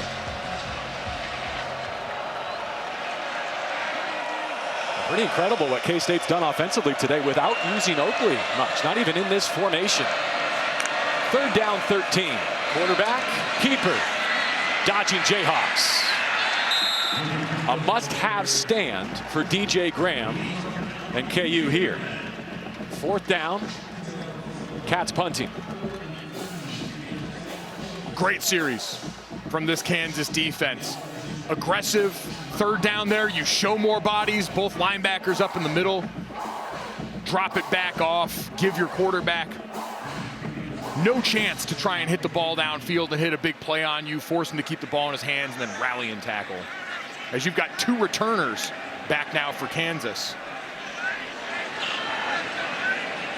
We're going to spark something on special teams.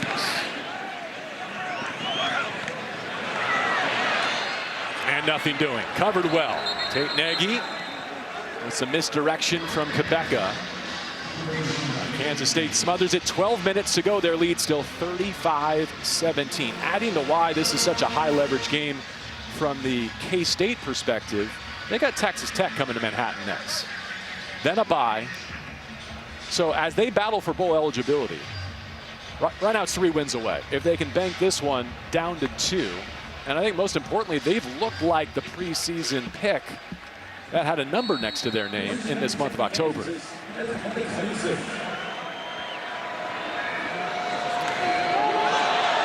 Daniels has that shotgun snap slip through his hands, now trying to make lemonade. Another negative as Ryan Davis covers it, and we've been saying a lot about Davis today. It seems like he's been in the mix at every critical juncture. They expected him to be one of their guys. That snap hits Daniels right in the hands. It's at eye level. That's just a miss by the quarterback on a day when we talk about ball security. A slick field out here with the rain that's fallen. 4 Cats coming after him. They puncture his pocket, and they sack him. 4th of the day for K-State. It ties their season high from Dublin in week 0. Well, we've talked all day about Kansas State's defense changing the picture. This time, just a straight-up one-on-one win. You're going to see the big fella in the trenches right here, Malcolm Alcorn Crowder. Just beats the guard with a swim move. 3rd and 22. Little check down over the ball. High shot, airborne. Did well to hang on to it. Gets to the 30. 16 yards to give him a chance on 4th down. Daniel Cobbs with the tackle. So Cam Pickett been a really reliable target for Jalen Daniels in these high leverage situations in the slot on the left side. Daniels, 4th down throw. I don't think Emmanuel Henderson Jr. ever got eyes on it. And the Jayhawks give it back on downs. Donovan McIntosh in coverage there. Fighting for bowl eligibility. Avery Johnson under center now. He's got 3 touchdowns, 1 rushing, 2 through the air. Opens up and gives. Joe Jackson carrying the rushing load. His offensive coordinator Matt Wells told us this week that Joe's been so even-keeled and strong-minded. He's become a better practice player in particular as they look to fill the void of Dylan Edwards. Already surpassed last year's rushing and receiving totals. We mentioned his prowess out of the backfield, but 88 rushing yards in the second half against TCU, career high in rush yards and carries. You could feel that momentum as you get more reps under your belt in this offense that, as you pointed out before rightly, hitting its stride ever since that bye after the Arizona game. Got a new left guard in the game, Amos Talalele, in for Portier, who was shaken up early. Did play off, but now they make a change as they dash up the middle, barreling for 1st down yardage below the 20 and into the red zone. Kansas State asserting its will with 10 on the turf. An easy way to neutralize all of those blitzes we saw on the prior drive from the Kansas defense. Run downhill right at them. There's 9 minutes and 28 seconds left in this game, but this is 4-minute offense mode for Kansas State, where you're knowing, they're knowing, we're going to put the ball on the ground and try and run this thing, but you want to break their will in this situation and finish the game on your terms.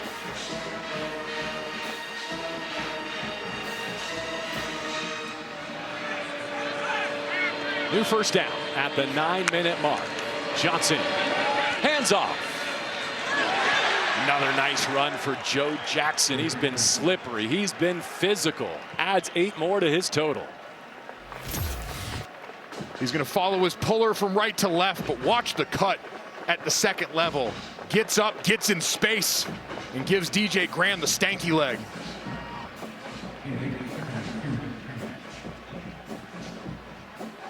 Working up a lather up front right now. This is the kind of drive you dream of. Bunch of big guys sitting in a dark offensive line meeting room, hoping you get the chance in a rivalry game to ball up that fist. Go out there and unleash it. Junior from Wichita at the controls for K-State. Decides to give, and this time, Kansas pulls it down, 3rd and short. Let's give Kamara the tackle there to make him snap it again. And boy, all those runs up the gut right now. You still got to have the discipline if you're Bengali Kamara, if you're Trey Lathan, to keep an eye out for the quarterback pulling it out the backside, having an easy walk-in if all of a sudden you start to over-index on that rushing attack. Do simple better was the Kansas State message during the open weekend as they prepared for the Sunflower Showdown. Now they got the game on the ropes. Looking to run for a new set of downs. It's an and goal situation for Joe Jackson and his Cats. I know we talked about Jim Zabrowski on the other side being the math major, but this was an easy math problem for Kansas State on this side of the ball. Everyone over to the right side of the formation. You got light numbers to the left side of the formation, and paints a clear picture for Avery Johnson at quarterback as you decide whether you're going to pull it, whether you're going to potentially throw it, or whether you're just going to do that give for the first down. Garrett Oakley is the tight end left. 3 receivers split out right. 6th play of the K-State drive after another 4th down takeaway. To the edge. Johnson with a flag down. Driven out of bounds at the 4. There's Alex Bray on his back. Let's see if they back up this K-State offense. Holding, offense number 77, 10-yard penalty, 1st down. And that is the sophomore from Santa Clara, California, the new left guard, Talalele. Quarterback lead toss going to the left, so he's out as the puller. And you see that jersey grab in the open field. Joe Jackson had done a good job cleaning up color once again, the way we saw in the first touchdown run for Avery Johnson. Hard to resist that urge, but you have to at guard in that situation.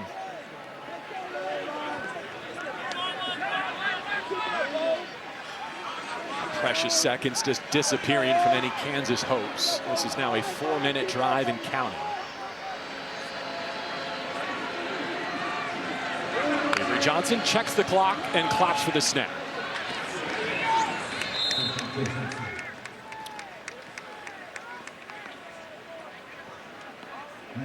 Well executed by Avery Johnson on this drive. You mentioned the clock. Part of that 4-minute offense is you're breaking the huddle around 10 if you're getting in the huddle. You're snapping that under 5, usually around 3 seconds is the goal. Bleed every second off that you can while you lean on them up front. Just thinking back to that schedule we showed you and the Baylor defeat, I'm sure the Cats would love to have that one back. I think there's a real case to be made. They should be on a 3-game winning streak. Can't get that one back, but they can win another rivalry contest against the Jayhawks. Jackson snuffed out here. It'll be 3rd and goal. Even a field goal here is meaningful as they continue 2nd charge, time out of the to half. press the issue, and they force a timeout Reset the from game clock to Kansas. 5:33. One more remaining for Leipold. 5-3-3. I showed you what's next for K-State. How about the Jayhawks? They were up a win overall coming into today. They're at 4-3. Even if they fall to 4-4, they're home next week against Oklahoma State. Definitely a path to bowl eligibility. Certainly. Trip to Tucson. Reset the game clock to 5:35. Take on Arizona. 5-3-5. And then at Iowa State, home versus Utah to finish up. So you can see the way forward, but in order to get there, Kansas, especially on offense, going to need to be a lot more consistent and get back to the explosive plays that were a hallmark coming into this game, especially with Emmanuel Henderson at wide receiver. No hiding how much of a setback this would be to have narrowed the competitive gap in this rivalry, to have taken 2 one-score losses the last couple of years. To have the deficit all the way down to 2 and now to potentially lose by multiple touchdowns would be a real setback. And to see it come in part due to some of the same gaffes, turnovers, special teams blunders that have been a part of the recent history of this rivalry in a way that's negatively impacted Kansas. So backed up out near the 20-yard line. This is an and goal situation, an obvious run. Jackson with a flag down, and now a second reining in. The Kansas State sideline is fist pumping here. Wonder if that's in the area of a face mask. Usually in the middle of traffic like that. Didn't see any obvious holding. Personal foul, face mask, defense number 94. Half distance to the goal, automatic first down. Blake Harrell got caught, and you could tell based on the body language from the far sideline, they knew they had a free first down coming. Counter run, going from left to right, reaching out, trying to make a play, and that's the difficulty. You're trying to fight over the top of back blocks on the defensive front.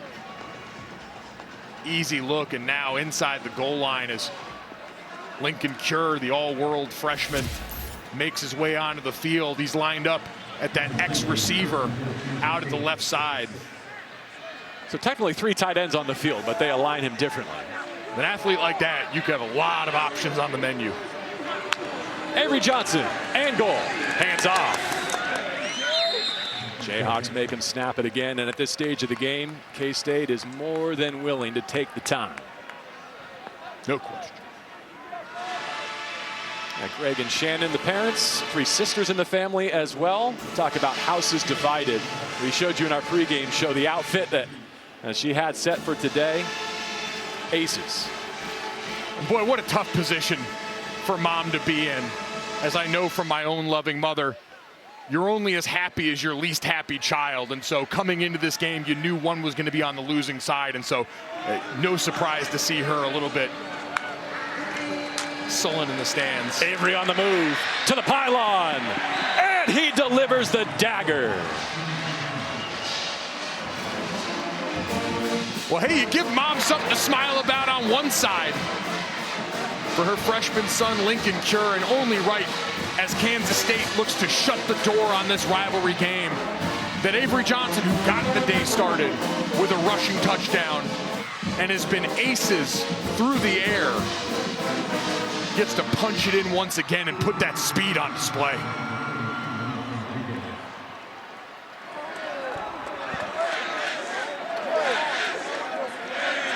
A midseason turnaround for Avery Johnson and Kansas State. It has been a triumphant month of October. The extra point added to their total.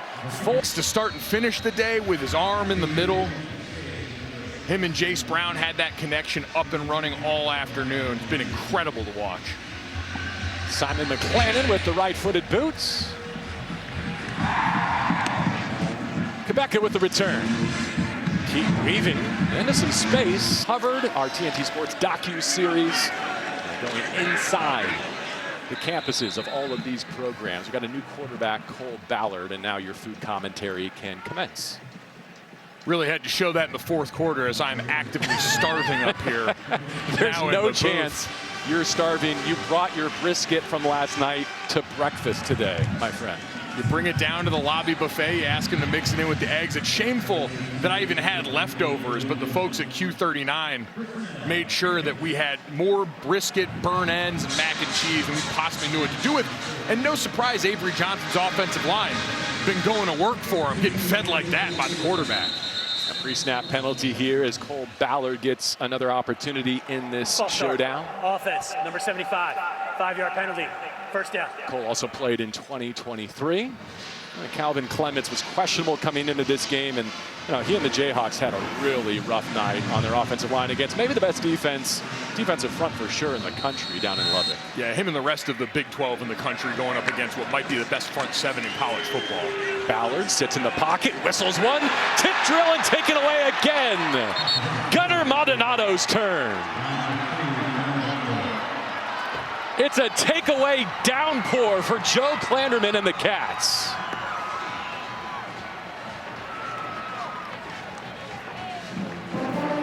A season-high 4 takeaway, and they visualize these. Another tip drill interception. Just up over the outstretched hands of Pickett. Maldonado, the former captain at Arizona. And you mentioned that visualization. We talked to Joe Klanderman, the defensive coordinator, said on Friday nights they try and find NFL and college film of players in similar situations to the one they think their guys are going to be in, making turnover-worthy plays, helping them look and see themselves in there. And ever since they started doing that, the turnovers have come in bunches. They talk about it all the time. They said one of the Des Purnell interceptions from the other week was the exact same clip from an NFL game that they had showed him. And so we'll have to wait until after to find out if that was the case yet again.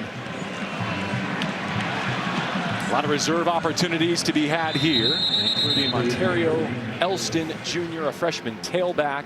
Blake Barnett, the kind of running quarterback to fortify what Avery Johnson does, is out today with the hamstring. So the junior from Sioux Falls, Jacob Knuth, has the honors here in the final 3 minutes. Knuth, big body there in the backfield. But you mentioned Barnett, who we had seen in packages with them. How unfair to have a quarterback with Avery Johnson's athletic profile and then have Barnett, who was a Colorado high school state 100-meter champion, back in there too. An embarrassment of riches and speed.